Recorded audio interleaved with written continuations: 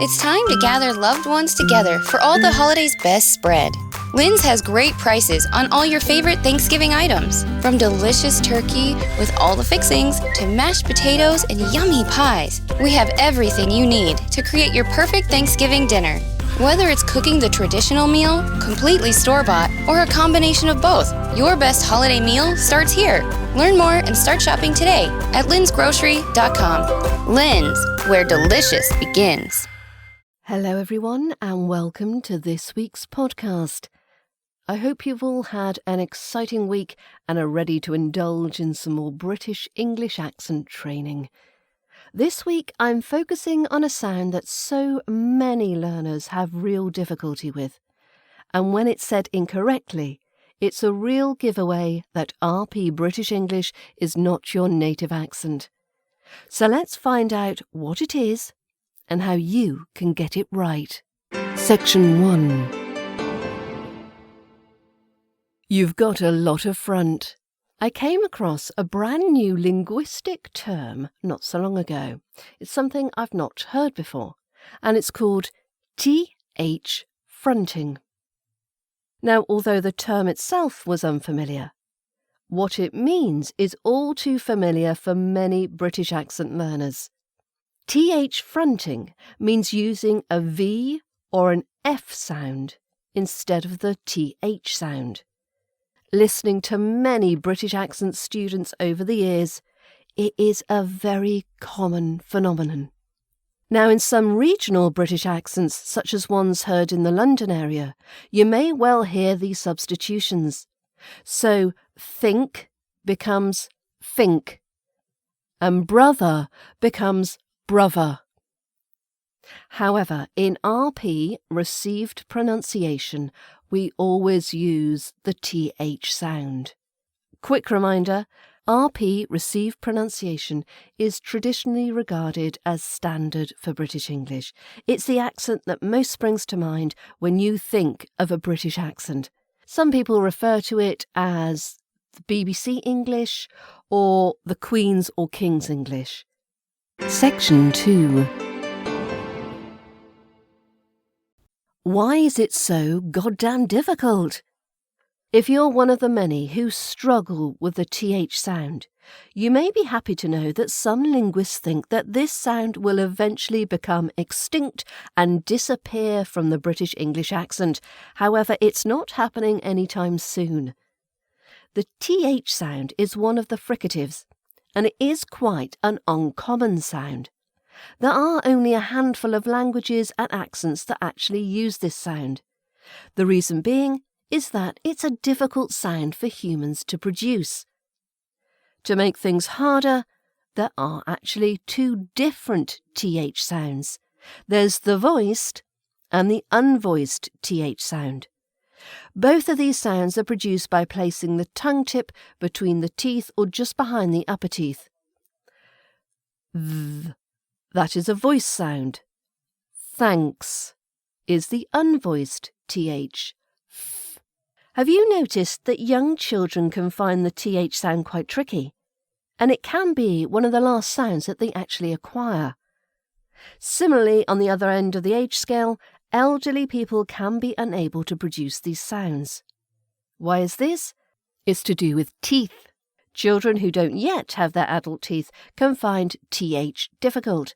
Likewise, elderly people who have lost front teeth as they age can't make the sound. In the next section, we're going to find out how to get this TH sound right. Can I just take a moment to break in here?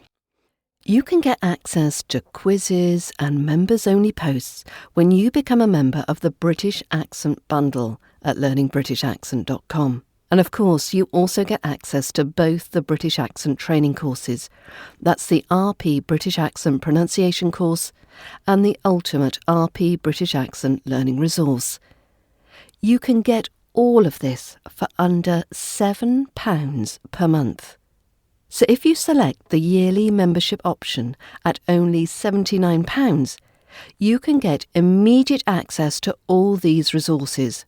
So for less than £7 per month, you can make so much improvement to your speaking voice and gain so much confidence in your fluency and conversation skills. So why not gift yourself this opportunity? Section 3. Getting the TH sound right. Of course, it's not just F and V that get substituted for the TH sound. Some native speakers also would rather use S, Z, or D rather than TH. I've heard Russian, French and German speakers use S or Z, S, Z, rather than th. So, I think becomes I think, and that is turns into that is. Indians and Pakistanis, for example, substitute the TH sound with T or D, T or D sounds. Instead of that, they would say dat. And instead of I think, they say I tink. So how do you get it right? So I've got a few tips for you and a practice exercise. Now, I'm going to put a list of these TH words for you to practice in the show notes below. So if you want to log on to that, you can have a go yourself as we go through them. So I'd like you to read the list of words with this TH sound slowly at first and looking at your mouth in the mirror as you do so. Note where your tongue is and if there is a small gap for air to squeeze past. Avoid making a big gap between the teeth. You just need to gently touch the tongue with your teeth. Avoid biting your tongue because it will not be possible to pronounce the th or th sound. Avoid breathing in when pronouncing the TH. Always breathe out. Now, if you want to watch a video showing you how to get these sounds correct, you can get these as part of the British Accent Bundle in Course 1. They'll take you through how to pronounce both the unvoiced TH sound and showing you how to place your mouth, your lips and your tongue to make the sound correctly, and also the voice sound. So it's the unvoiced TH and the voiced TH. So let's practice some TH words. I'm going to start with the unvoiced TH sound. Thanks. Thanks. Third. Third. Thumb. Thumb. Thin. Thin. Breath. Breath. Tenth. Tenth. Truth. Truth. Author. Author. Thick. Thick. Mouth. Mouth. Half. Half. Toothbrush. Toothbrush. Tooth. Tooth. Thirsty. Thirsty. So let's do some voiced TH words now. Though, though. Therefore, therefore. Bathe, bathe. Smooth, smooth. Soothe, soothe.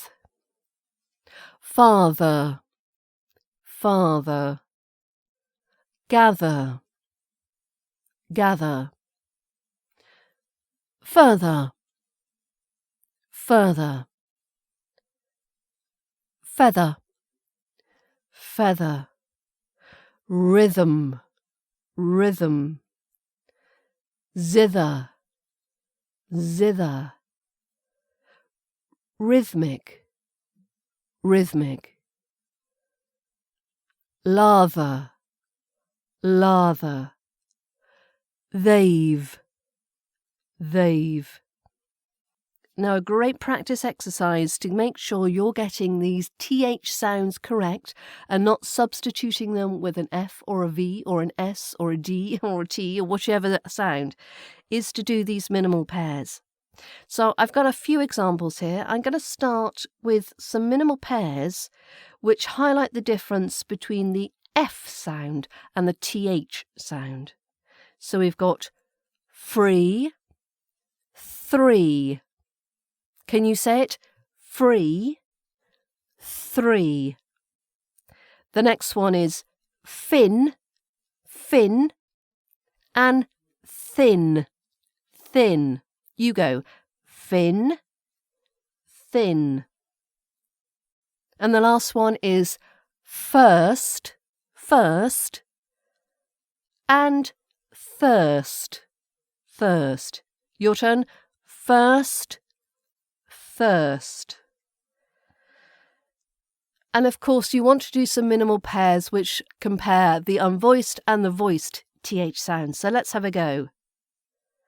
Mouth, mouth. Mouth, which is the noun. Mouth, which is the verb. Teeth, teeth, or teethe. Teeth, which is the noun, and teethe, which is the verb.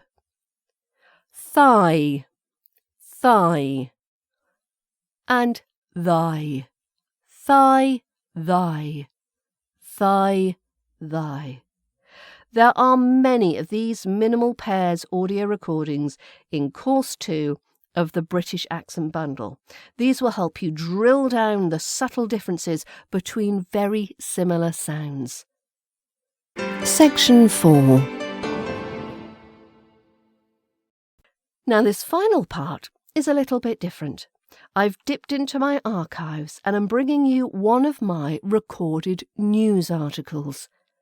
Many British accent learners find these audio articles really helpful.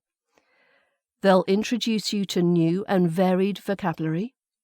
They offer great listening and comprehension practice, and they can demonstrate the features of connected speech, as well as many of the different sounds that you'll find in RP British English. So I hope you enjoy it. The Crown. Will the Netflix show change perceptions of the monarchy? By Sean Coughlin and Daniel Rosny.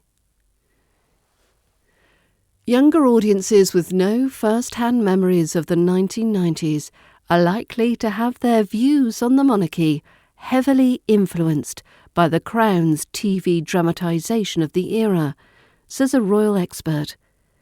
I think it's very likely that these Netflix films will be taken as a quasi-documentary, says Professor Pauline McLaren of the Centre for the Study of the Modern Monarchy at Royal Holloway, University of London.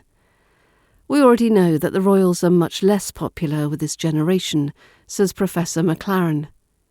And she doesn't expect the new series covering the troubled relationship between Princess Diana and the then Prince Charles to generate much more sympathy for the monarchy among the young. They're likely to understand Diana as the victim of Charles's treatment of her, says the royal author. While there are debates about fact-checking, she says the real impact of such a TV show is its emotional message, particularly when it's filtered through social media. It has elements of an upmarket soap, a Coronation Street with coronations, and it's the drama of human relationships which will connect with audiences, drowning out any warnings about historical accuracy. For young Gen Z viewers, Professor McLaren expects Diana to emerge as their cultural icon, identifying with her personal struggles, her championing of causes, and her challenging of starchy institutions. She is a social media meme for the marginalised. The story of Diana, portrayed by Elizabeth Debicki, will be the narrative that dominates, appealing to a young audience with no memory of her when she was alive. These media representations can be very powerful, says Professor McLaren. Young people also seem more ready to accept the authenticity of the Crown's version. A survey from YouGov showed that 18 to 24-year-olds were 3 times more likely than over 65s to expect that the new series of The Crown would be mostly accurate.